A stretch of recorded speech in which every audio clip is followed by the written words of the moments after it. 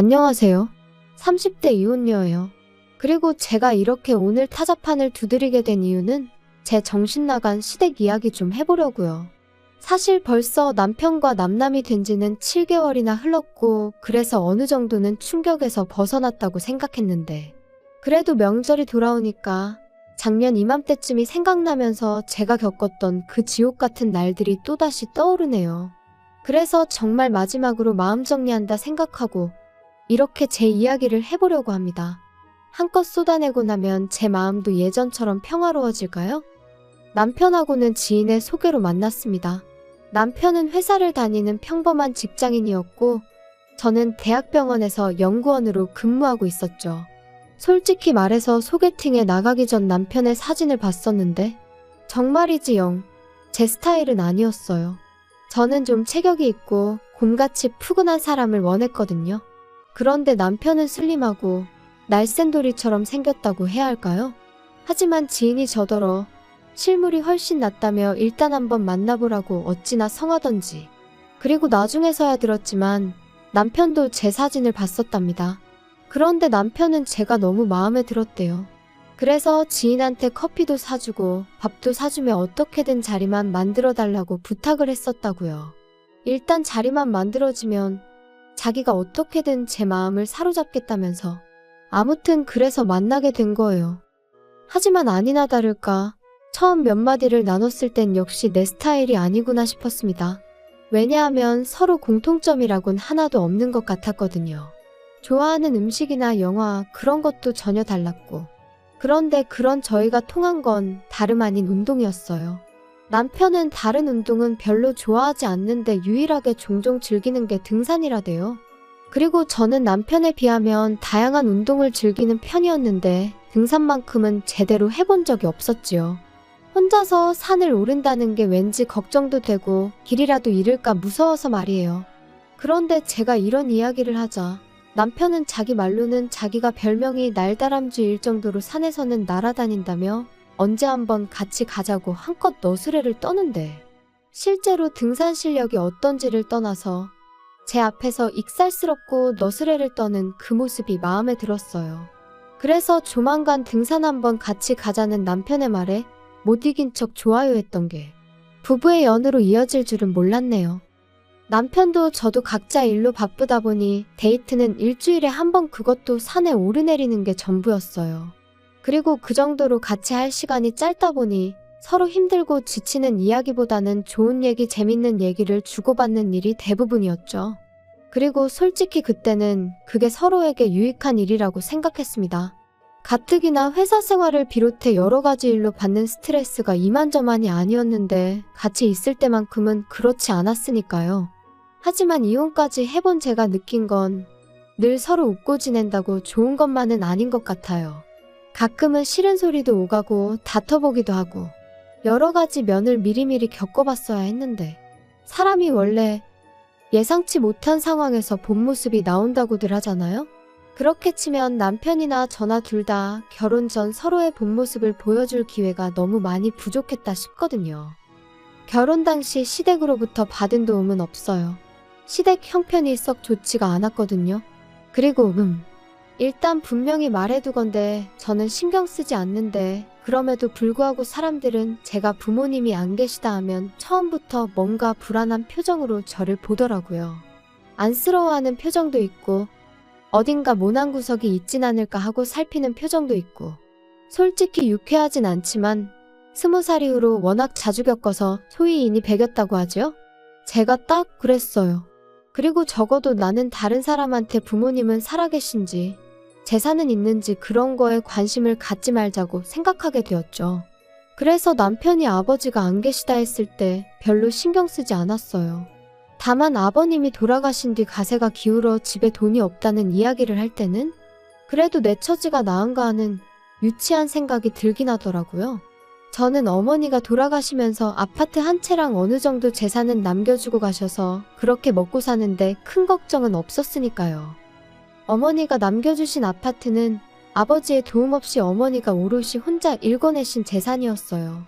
어디서부터 말해야 하나 싶은데 일단 저는 아버지에 대한 추억이 거의 없습니다. 워낙 일찍 돌아가셨거든요. 어머니 말씀으로는 교통사고였다는데 당시 막 돌이 지났던 저를 조금이라도 빨리 보고 싶으셔서 회식도 마다하고 서둘러 집에 오시던 길이셨다나 봐요. 그런데 음주운전 차량에 그만 그 자리에서 세상을 떠나셨던 거지요. 저는 이런 사정을 중학교 때 알았습니다. 그것도 할머니를 통해서 말이에요. 그리고 말이 나왔으니 말이지만 할머니는 늘 저를 원망스러운 눈빛으로 바라보곤 하셨는데 어렸을 땐 그 이유도 잘 모르고 그저 미움을 받는 사실이 너무 받아들이기 힘들었어요. 그런데 그 이유를 알고 나니까 할머니 입장에선 제가 미울 수밖에 없겠다 싶더라고요. 저희 할머니도 아들 하나는 낳아야 한다는 그 위에 그러니까 증조할머니의 성화에 어지간히 시달리다 아주 힘들게 저희 아버지를 낳으셨다 했거든요.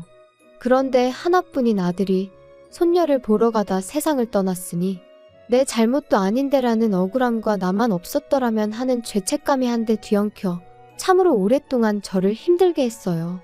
그런데 그렇게 저를 힘들게 하셨던 할머니가 정말 돌아가시기 이틀 전에 저를 불러 미안하다셨습니다.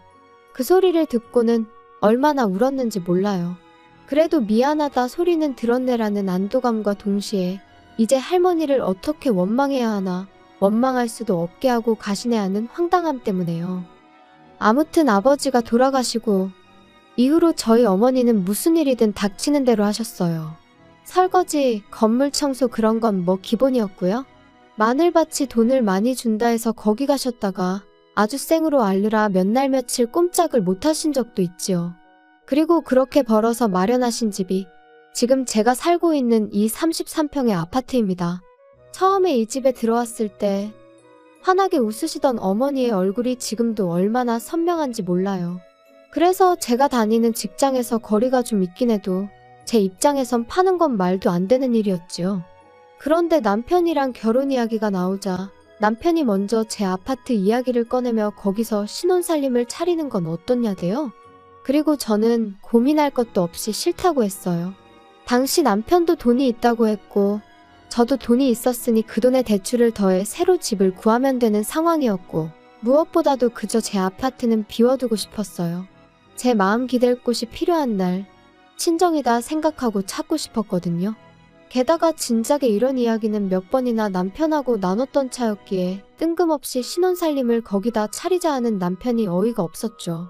하지만 남편은 계속해서 언제까지 돌아가신 분한테 매달리며 살 거야? 돌아가신 어머님도 그러라고 남겨주신 집은 아닐 텐데. 돌아가신 분한테 매달리는 게 아니고 그냥 아직 내가 준비가 안 됐다니까. 그리고 까놓고 말해서 내가 오빠보다 돈을 덜 모은 것도 아니고 오빠 말대로 반반 결혼할 수 있다는데 왜 자꾸 내 아파트에서 신혼살림을 시작하자는 거야? 분명히 말해두는데 나 싫어. 뭐 언젠가 내 마음이 좀 정리가 되면 그땐 나도 또 마음이 달라질지 모르지만 아무튼 지금은 아니야. 당분간은 그럴 일 없으니까 그 집은 그냥 없는 집이다 생각해. 그리고 결국 저희는 그렇게 작은 빌라에서 전세살이를 시작했습니다. 어머님도 남편도 멀쩡한 아파트를 두고 전세살이가 웬 말이냐며 투덜거렸지만 저는 아무렇지도 않았어요. 후회도 없었죠. 한편 그렇게 결혼한 지 어느덧 2년차가 되던 때였습니다. 신우가 만나는 사람이 있다며 재혼을 하게 될지도 모르겠다는 소식을 전해왔어요. 그리고 저와 신우의 관계는 썩 좋은 편은 아니었지만 그때만큼은 진심으로 축하한다 전했습니다. 신우와 인간 대 인간으로선 맞는 구석이라곤 하나도 없었지만 그래도 어쨌든 혼자 시조카를 키우는 걸 보면 짠한 마음이 안 드는 건 아니었으니까요. 돌아가신 친정어머니 생각도 났었고 참고로 왜 사이가 안 좋았냐 하시면 자기가 혼자 아이를 키운다는 이유로 주변으로부터 바라는 게 참 많았어요. 양보와 배려 뭐 그런 건 기본이었고 금전적인 지원이나 물질적인 지원도 거침없이 내놓으란 식이었죠. 계절마다 아이 옷을 사달라, 신발을 사달라 뭐 그런 건 기본이었고 저랑 남편이 제주도를 다녀온 적이 있는데 그걸 알고는 자기 애, 그러니까 시조카도 좀 데려가주지. 시조카네 반 아이들은 다 미국이고 유럽이고 다녀오는데 불쌍하지도 않냐면서 저희한테 서운하다 어쩐다 그러더라니까요. 그러니 저로서는 하나 해주면 두 개를 바라는 신우가 부담스러울 수밖에 없었고 그렇게 자연스레 거리를 두게 되었죠. 그런데 그런 신우가 재혼을 할 것 같다 하니 참 잘됐다 싶었어요. 하지만 재혼 이야기가 나오고 석 달쯤 지났을 무렵이었을 거예요. 남편한테 물어보진 않았지만 헤어졌나 왜 가타부타 말이 없지 하고 속으로 생각만 하던 때였죠. 퇴근한 남편이 싱글벙글 웃으면서 저더러 얘기 좀 하게 여기 좀 앉아봐 그러대요? 왜? 무슨 일 있어? 기분 좋아 보이네? 좋지. 희진이 2달 후에 식을 올리기로 했다나 봐. 아, 정말? 잘 됐다. 너무너무 잘 됐어. 그런데 자기가 좀 도와줘야 돼. 아니 따지고 보면 자기한테 일방적으로 도와달라는 건 아니고 자기한테도 좋은 일이고. 뭐야? 뭔데 이렇게 자꾸 돌려 말해? 나 돌려 말하는 거 싫어하는 거 알잖아. 그게 희진이는 재혼인데다 애도 있잖아. 그런데 남자 쪽은 초혼이래. 그래서 남자 쪽 부모가 어지간히 희진이를 못마땅해 하나 봐. 너는 뭐 안 겪어봤으니 모르겠지만 희진이가 엄청 힘들어하고 있어. 아, 정말? 속상하겠다. 그러니까. 그래서 남자 쪽에서 한 1억이라도 해오면 어떠냐. 그러면 어머니가 좀 잘 봐주시지 않겠냐. 그런 소리를 했다대. 어휴, 뭘 또 그렇게 부담을 줘. 그리고 1억이 적은 돈도 아닌데. 돈은 있대? 걔가 무슨 돈이 있겠어. 이혼할 때 위자료도 한 푼도 못 받았고 지금 양육비도 제대로 못 받고 있는데. 그럼 어떡해? 그래서 뭐 지금 어머니랑 사는 빌라를 팔까 어쩔까 그러고 있나 봐. 그러면? 그거 어머님 놓으라며. 그거 팔면 어머님은 어떡해? 그럼 설마 우리가 모셔야 되는 거야? 그래서 말인데 자기도 우리 어머니랑 사는 거 불편하잖아. 그치? 뭐, 솔직히 편하진 않겠지. 그러니까 나 정말 자기 고생시키기 싫거든. 말이라도 그렇게 해주니 고마워. 그렇지만 그 빌라 팔고 나면 어머님은 정말 어떡해? 그래서 희진이가 하는 말이 자기가 어머니를 모시겠다면서. 대신 자기 비워놓은 그 아파트 있잖아. 거기에 좀 들어가서 살게 해달라네. 아니 희진이랑 결혼할 남자도 가진 건 없나 봐. 그래서 까딱하면 그 남자 본가에 들어가 살아야 되는데 그러면 이제 영진이가 9살이잖아. 얼마나 말썽을 피워대겠어? 그럼 이제 천덕꾸러기 취급받는 건 시간 문제 아니겠어? 아니, 잠깐 그러니까. 당신 동생이 지금 사귀는 남자 부모는 모시기 싫고 어머님이랑 살고 싶은데 살 집이 없으니 내 집을 내놔라 이거야? 빌라 팔아 나오는 돈으로는 뭐 지참금처럼 그 사귀는 남자 집에 갖다 바치고? 뭔 소리야 이게? 그게 말이 돼? 화만 내지 말고 한번 생각을 해봐. 아무리 생각해봐도 그것보다 나은 방법이 없어서 그래. 웃기시네. 빌라를 팔아서 시집을 가던 말던 그건 내 알 바 아니고 100번 양보해서 그렇게 하겠다고 하면 어머님 여기 오시라고 해. 같이 살아야지 뭐 별 수 있어? 나 어머님이랑 사는 거 괜찮아. 근데 내 집은 안 돼. 다짜고짜 집을 내놓으라는 남편의 말이 정말 기도 안 차더라고요. 그래서 단칼에 거절하고 2번 다시는 그딴 소리 꺼내지도 말라고 했어요. 신우한테 그렇게 내줄 집 같았으면 처음부터 신혼살림을 차렸지. 말이나 되는 소리냐 했죠. 하지만 남편은 계속해서 며느리인 제가 시어머니랑 같이 살아서 좋을 게 뭐 있냐며 자기랑 신우가 다 저를 배려해서 하는 소리인데 왜 그 마음을 몰라주냐. 말도 안 되는 소리만 해대는 거예요. 아니, 내가 괜찮다는데 내가 모시고 살겠다는데 왜 둘이서 난리냐고. 결국 참다 못한 제가 어머님과 신우가 사는 집으로 찾아갔습니다. 빌라 팔리는 대로 어머님, 저희 집으로 오세요. 제가 얼마나 잘하겠다 이런 얘기는 못하겠지만 그래도 제가 어머님 모시고 살죠 뭐. 언니? 정말 이런 식으로 나올 거예요? 엄마는 내가 모신다니까요. 너무 속보여요 정말. 영진이 커가는데 봐줄 사람이 필요하니까 어머님 찾으시는 거 아니에요? 그리고 뭐 그렇게 모시고 살고 싶은 거면 모시고 살아요. 그런데 내 집은 안 되니까 집 문제는 알아서 하세요. 자꾸 내 신경 긁지 말고 알겠어요? 야, 너는 왜 이렇게 애가 이기적이냐? 제가 뭘요? 네 신우가 그 집 들어가서 살게 되면 그쪽 부모 모셔야 된다잖아. 그리고 영진이는 어떡할 건데? 너 그 어린 게 그 집에 들어가서 구박이라도 받으면 네가 뭐 책임질 거냐? 그걸 제가 왜 책임을 져요? 그리고 저도 할 말은 해야겠네요. 솔직히 재혼 자리가 쉬운 거 아닌 거 어머님도 아시잖아요. 하지만 뭐 신우가 그렇게 한다니 그거에 대해선 제가 뭐 이래라 저래라 말은 안 하겠지만 적어도 남한테 피해는 주면 안 되는 거 아니에요? 왜 저까지 못 살게 구냐고요. 아무튼 어머님, 저희 집으로 오세요. 저랑 살아요. 아시겠어요? 아이고, 안 간다니까. 난 너랑 살기 싫어. 내 딸이랑 살 거야. 그냥 집만 내주면 되는 걸 진짜 너도 유난스럽다. 어머님과 신우, 그리고 저 세 사람이 한창 실랑이를 한 끝에 집에 왔어요. 그리고 남편과는 한 일주일 동안 서로를 마치 유령 취급하며 지냈죠. 솔직히 저럴 거면 왜 집에는 꼬박꼬박 들어오나 싶더라고요. 그냥 나가버리지. 아무튼 저는 까놓고 불편한 건 하나도 없었어요. 평소처럼 출퇴근하고 밥 차려 먹고, 반면에 남편은 불편한 게 한두 가지가 아니었겠죠. 지 먹을 거라곤 라면밖에 못 끓여 먹는 인간이었으니 옷도 안 다려주니까 오기로 그러는 건지 뭔지 군대까지 다녀온 사람이 지 셔츠 하나 다림질도 못해서 꼴사납게 나가더라니까요. 하지만 뭐 그러던지 말던지 내 알바냐 내버려뒀어요. 그랬더니 이제 더는 안 되겠다 싶었는지 저더러 얘기 좀 하자고 하더라고요. 용건만 간단히 해. 이제 뭐 사과할 마음의 준비라도 된 건가? 사과는 무슨, 내가 너한테 뭐가 미안해야 되냐? 너야말로 이제라도 우리 어머니랑 내 동생한테 사과해라. 그 두 사람이 너 때문에 얼마나 속상해하고 서운해했는지 알아? 야, 너 솔직히 내 동생이 재혼하는 거 싫지?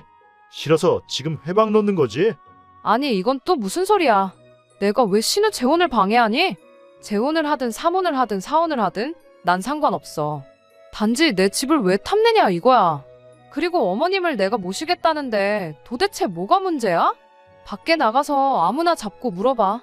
오갈 곳 없어지게 생긴 어머님을 모신다는 며느리랑 안 온다고 버티면서 며느리 집이나 내놓으라는 어머님이랑 누가 더 이상한 건지. 우리 엄마는 희진이랑 살고 싶다시잖아. 영진이도 키워주셔야 된다고. 아니, 효도도 부모님이 원하시는 대로 해드리는 게 효도지. 너 하고 싶은 대로 하면 그게 효도냐? 아우 알았어. 그럼 안 모시면 될 거 아니야? 하지만 그런다고 내 집도 못 들여. 나 지금 분명히 말하는데 안 모셔. 넌 진짜 이기적이다. 너 이렇게 이기적으로 살 거면 결혼은 왜 했냐? 뭐? 내가 그럼 뭐 당신하고 어머님 그리고 신우 입맛대로 꼭두각시 마냥 살려고 결혼한 줄 알았어? 당신이야말로 결혼이 뭐라고 생각한 거야? 진짜 어이없네. 우리 둘 다 결혼 잘못한 거 맞지?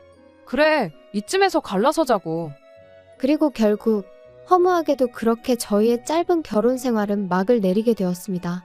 남편은 남편대로 저한테 질릴 대로 질렸다고 난리였고, 저는 그런 남편에게 이혼해 줄 테니 재산 딱 반반 갈라서 그걸로 네 여동생 시집을 보내든 어머님을 요양원으로 모시든 아니면 네가 다 데리고 살든 네 마음대로 하라고 했어요.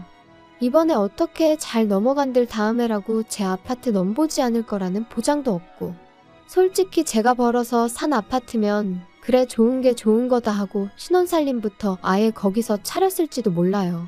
하지만 제가 분명히 거긴 제 친정이나 다름없는 곳이라고 유일하게 마음을 내려놓고 쉴 수 있는 곳이라고 몇 번이나 이야기를 했는데 결국 그런 제 사정은 남편에겐 안중에도 없었다는 거잖아요? 그런 인간하고 한 입을 덮고 더 살아서 뭐 하겠나 싶더라고요. 내 마음 하나 알아주지 않는 사람들이 가족 운운하는 것도 더는 못 봐주겠고, 솔직히 오늘처럼 온 가족이 모이는 명절이 되니 가슴 한구석이 뻥 뚫린 것 같이 허전한 이 마음은 숨길 수가 없어요. 이런 날은 아무리 속속들이 제 사정을 아는 친구들이라고 해도 거기다 아쉬운 소리 하고 싶지도 않고요. 그래도 또 이렇게 한층 더 단단해지는 거라고 스스로 그렇게 되뇌어 봅니다. 저에게도 언젠가 봄날이 올까요? 조금씩 따뜻해지는 지금처럼 제 마음도 언젠간 따뜻해지길 바라봐도 되겠지요.